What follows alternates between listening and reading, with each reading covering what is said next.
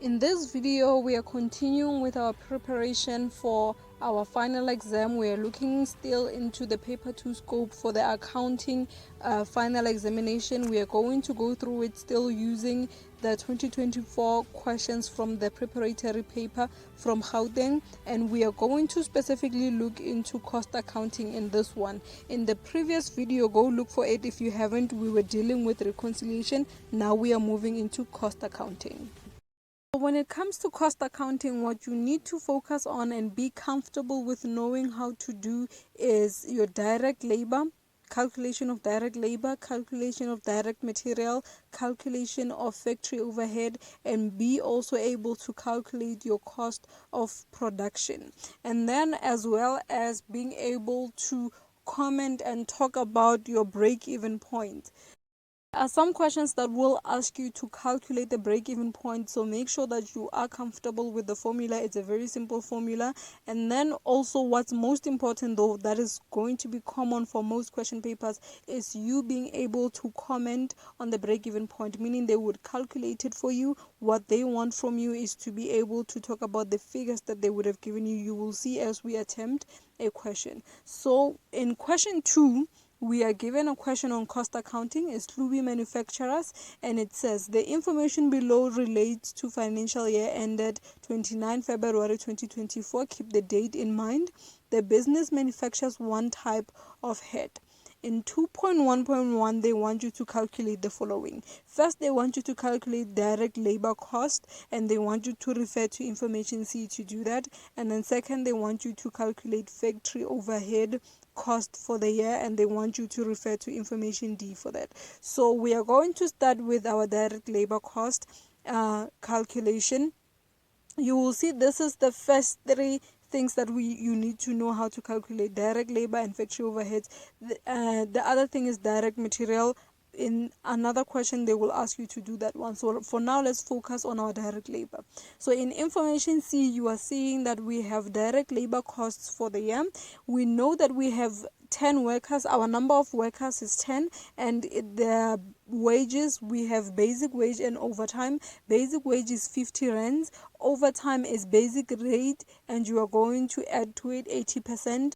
When it comes to hours, we have 2,000 hours for basic and 100 hours for overtime. So how are we going to calculate it? We are going to start with basic. We're saying we have 10 workers, multiply it by 50 rands and multiply it by 2,000, because that's the number of our normal hours worked or basic hours worked, and that gives us a total of 1 million. And then now to calculate overtime, we still have 10 workers.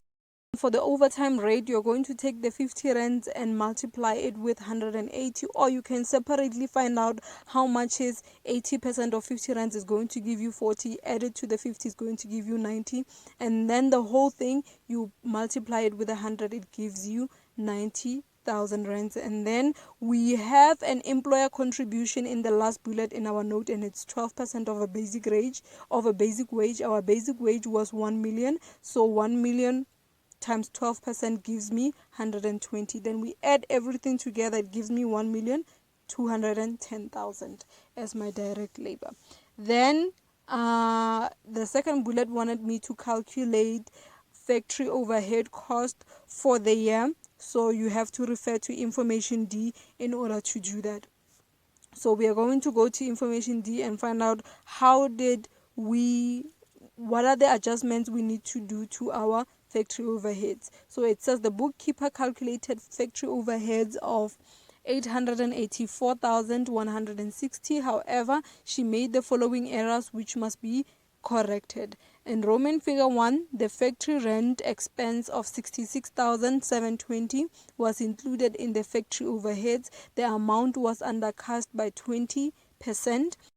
So what this means is that what we have paid as our rent expense is only 80% of what we were supposed to pay, because it says that it was undercast by 20%. In full, we have a full 100. So if it's undercast by 20%, it means that it's 20% short. That means we only paid 80%. So we are going to use our method of unknown over known. You're going to start with that rent amount of 66,720, and then you're going to multiply with the 20% is what I'm looking for.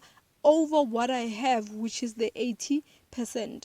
And then you punch it that way in your calculator, and it's going to give you a total of 16,680. So remember, it's the method of unknown over known. What you are looking for is the 20%, what you have is the 80.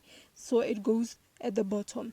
Roman figure 2 says the annual insurance paid for the period 1 July 2023 to 30 June 2024 was recorded and allocated correctly. The monthly office insurance is 1,440. Insurance is allocated according to the ratio 3:1 for factory, office, and sales.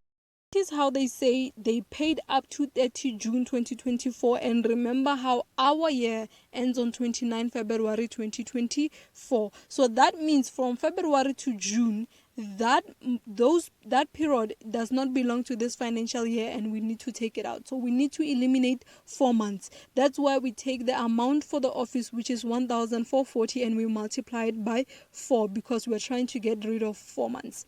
And then because the ratio says factory is 3 and office is 1. It means for every 1 rand for the office, we are paying 3 rands for the factory. So if the office pays 1,440, it means for the factory we are paying 1,440 times 3.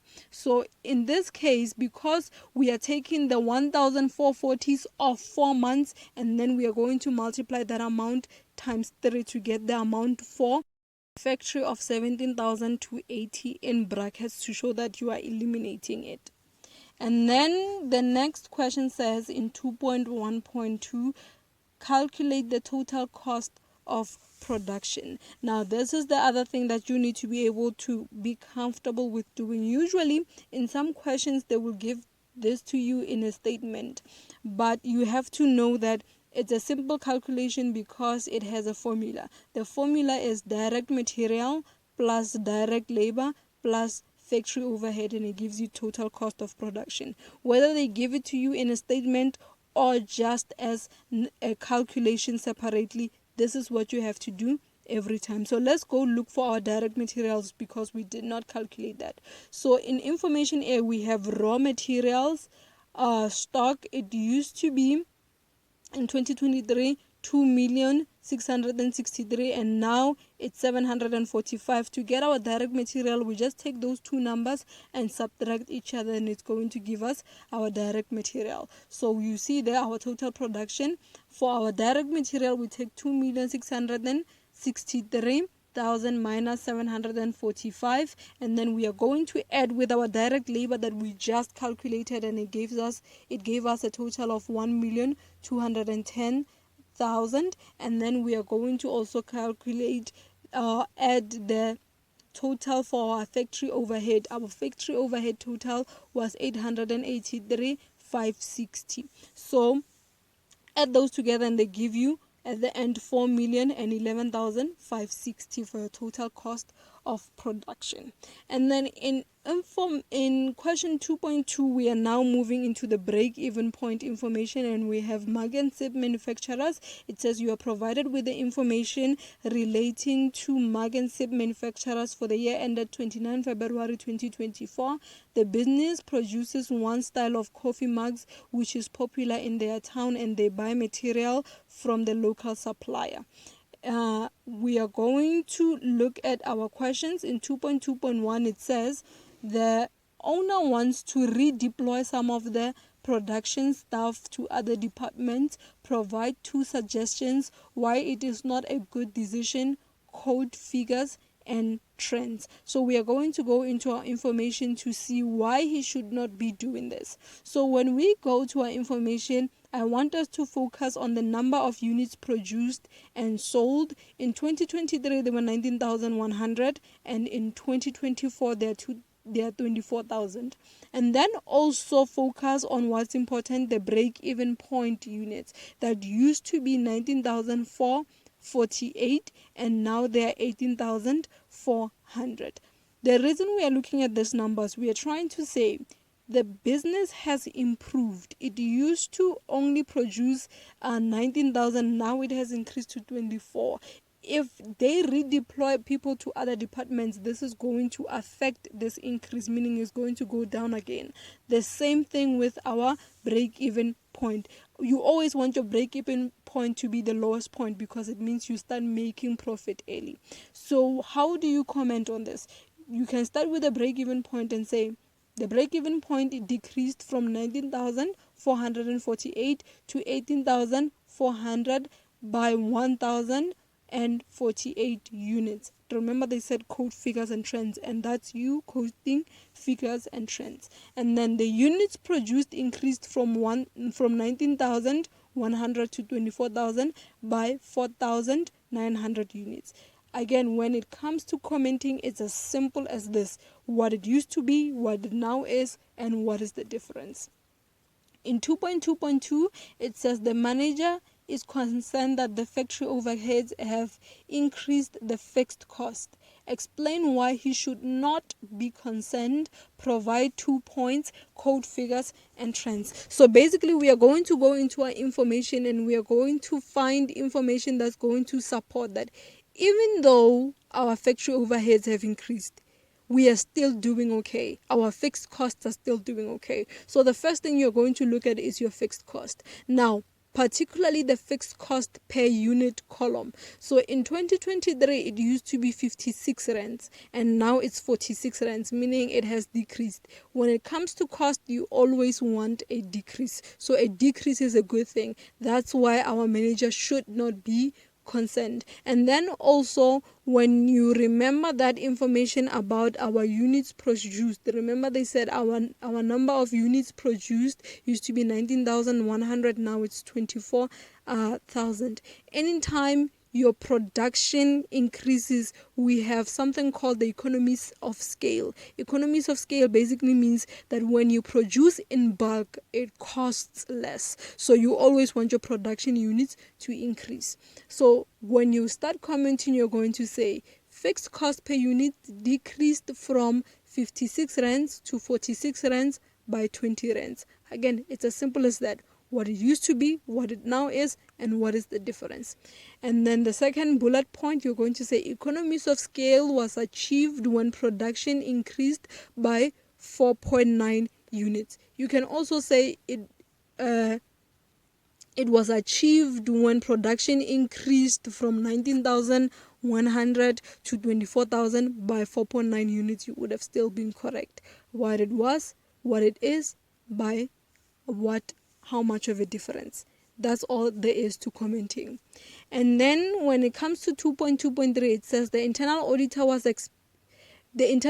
has expressed his concern about variable costs. Identify one cost related concern by the auditor and provide a corresponding solution, code, figures, and trends. So our auditor is concerned about variable costs. So we are going to go look at our variable costs, and we are looking at particularly the direct materials.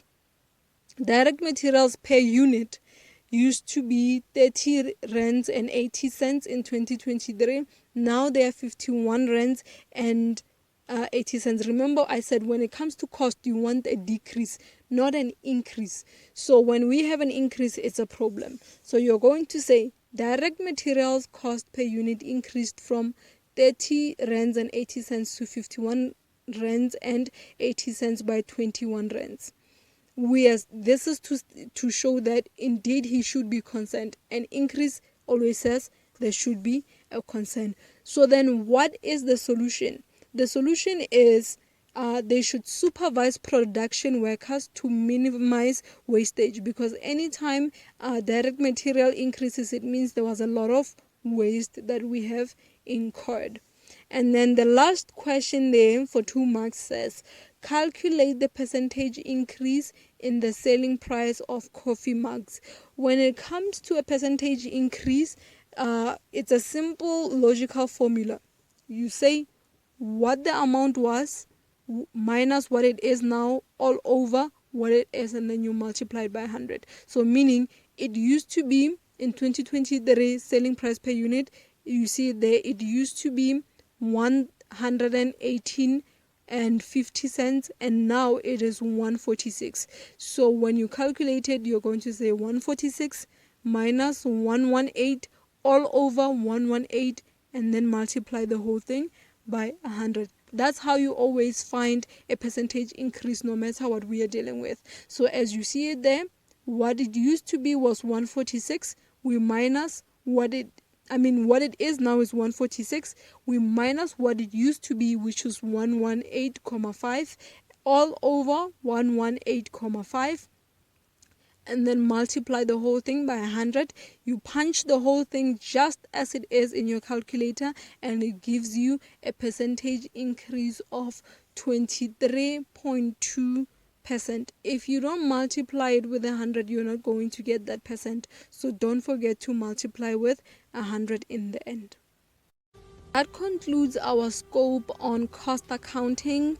Next, we are going to be looking at stock valuation and value added tax. That's going to be in the video that I'm going to upload next. So make sure that you turn on your post notification bell on so that you're notified as soon as I upload that one. If you have YouTube recommend you more of my videos, be sure to click the like button and subscribe to the channel. And if you have any questions, leave them in the comment section below.